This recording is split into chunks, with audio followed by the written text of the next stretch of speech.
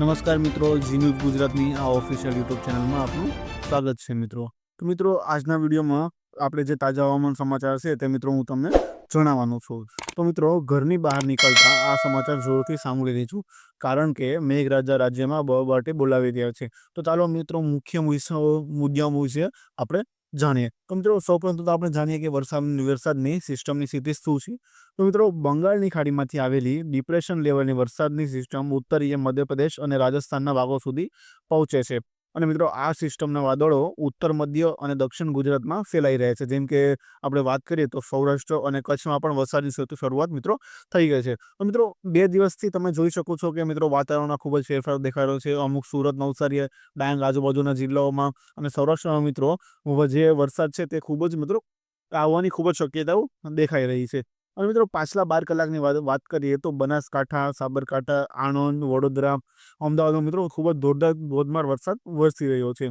અને મિત્રો, કચ્છના પાટડી અને નાના રણમાં રાત્રે ભારે વરસાદ વરસી ચૂક્યો છે. મિત્રો, ગઈ રાતે કચ્છનું પાટડી અને નાના રણ જે જગ્યા છે મિત્રો, ત્યાં મિત્રો રાતે ભારેથી અતિભારે વરસાદ ખૂબ જ વરસી ગયો છે. અને મિત્રો, હવામાન વિભાગની એલર્ટની વિશે વાત કરીએ તો રેડ એલર્ટ આપણે સૌથી પહેલાં જાણી લઈએ કે રેડ એલર્ટમાં કયા કયા જિલ્લાઓ તાલુકાઓ આવે છે. તો મિત્રો, સાબરકાંઠા છે, અરવલ્લી છે, મહીસાગરમાં છે.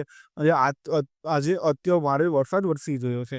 મિત્રો, આજના દિવસમાં સાબરકાંઠા, અરવલ્લી અને મહીસાગર અમુક જગ્યાએ જે અત્યંત ભારે વરસાદ વરસી ચૂક્યો છે. અને મિત્રો, ઓરેન્જ એલર્ટની હું તમને જણાવું તો બનાસકાંઠા છે, પાટણ છે, મહેસાણા છે, દાહોદ, પંચમહાલ, છોટાઉદેપુર, નર્મદા, નવસારી, વલસાડ અને મિત્રો સુરેન્દ્રનગરમાં ભારેથી અતિભારે વરસાદ વરસી ચૂક્યો છે. અને મિત્રો, હાલ હજી પણ આગળ ખૂબ જ આગાહી છે કે ભારેથી લઈને અતિભારે વરસાદની મિત્રો આગાહી ખૂબ જ દેખાઈ રહી છે.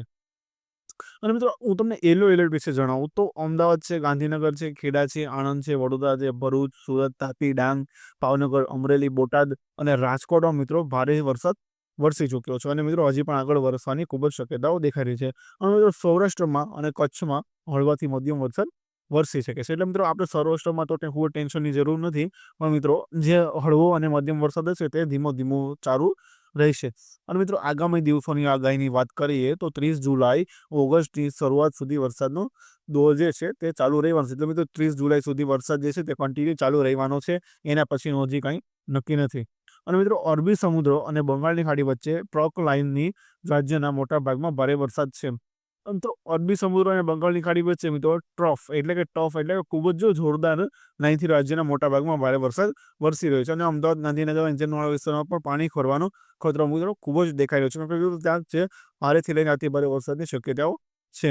અને મિત્રો, સાવચેતીના પગલાં આપણે શું રાખવા જોઈએ તો વાત કરીએ કે ગાંધીનગર, અમદાવાદ, ઉત્તર મધ્ય ગુજરાતના લોકો ખાસ સાવચેત રહેવા ખૂબ જ વિનંતી છે. અને મિત્રો, ગાજવીજ સાથે 30થી લઈને 40 કિલોમીટરની પ્રતિ કલાકની ઝડપે પવન ફૂંકાઈ શકે છે. અને મિત્રો, નદીઓમાં ઘોડાપૂરની શક્યતાઓ ખાસ કરીને નીચાણવાળા વિસ્તારોમાં ખૂબ જ દેખાઈ રહી છે. અને મિત્રો, નિષ્ણાંતોની આગાહી વિશે વાત કરીએ કે અંબાલાલ પટેલ આગામી 72 કલાકમાં મુશળધાર વરસાદ દક્ષિણ ઉત્તર ગુજરાતમાં પૂર્વની સ્થિતિ, અશોકભાઈ પટેલ સૌરાષ્ટ્રમાં, કચ્છમાં હળવો મધ્યમ વરસાદ, ઉત્તર ગુજરાતમાં મધ્યમ ગુજરાતમાં મિત્રો ભારે વરસાદ દેખાઈ રહ્યો છે. અને મિત્રો, પરેશ ગોસ્વામીની વાત કરીએ કે તેમની જે આગાહી કરેલી છે તો મિત્રો કેટલાક વિસ્તારોમાં 10 ઇંચ સુધીની વરસાદ શક્ય છે તેવું મિત્રો તેમનું કહેવાનું છે. અને મિત્રો, સાવધાન રહેજો અને સલામત રહેજો. તો આના વિશે બીજી કોઈ પણ નવી અપડેટ આવે તો મિત્રો અમે આવનારા નવા સ્ટુડિયોમાં તમને જણાવીશું. ત્યાં સુધી બન્યા રહેજો જી ન્યૂઝ ગુજરાત સાથે. ખૂબ ખૂબ ધન્યવાદ મિત્રો. મળીએ આવનારા નવા નેક્સ્ટ સ્ટુડિયોમાં. ત્યાં સુધી મિત્રો બધા સાવચેત રહેજો અને સંભાળીને મિત્રો ઘરે રહીજો. જો કોઈ બી બહાર જતા હોય તો ખૂબ જ ધ્યાન રાખજો.